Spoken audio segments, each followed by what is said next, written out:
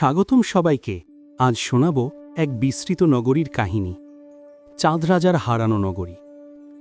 অনেক অনেক বছর আগের কথা। গঙ্গার তীরে ছিল এক রাজ্য, চাঁদ নগরী।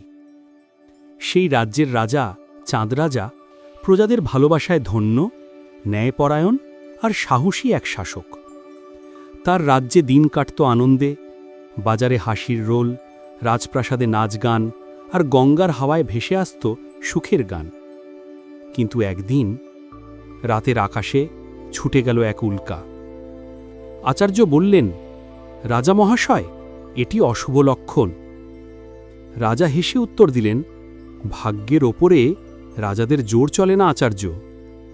পরদিনই শুরু হল সর্বনাশ। গঙ্গা ফুলে ফেঁপে উঠল, আকাশ ঢেকে গেল কালো মেঘে।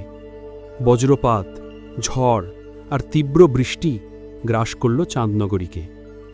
প্রজারা পালাতে থাকে। রাজা প্রাসাদের চূড়ায় দাঁড়িয়ে শেষবারের মতো বললেন, যদি আমার রাজ্য ডুবে যায়, তবে যেন আমার নাম চাঁদের আলোয় থেকে যায়। এক প্রবল ঢেউ এসে গিলে নিল রাজা, প্রাসাদ আর নগরীর প্রতিটি ইঁট। গল্প বলে, আজও ভোরবেলায় গঙ্গার ধারে নাকি শোনা যায় ঘণ্টার শব্দ, আর মৃদু কণ্ঠে কেউ ফিসফিস করে, আমি আছি, আমি ফিরব। তুমি শুনলে গল্পকথার ইতিহাসের গল্প, চাঁদ রাজার হারানো নগরী।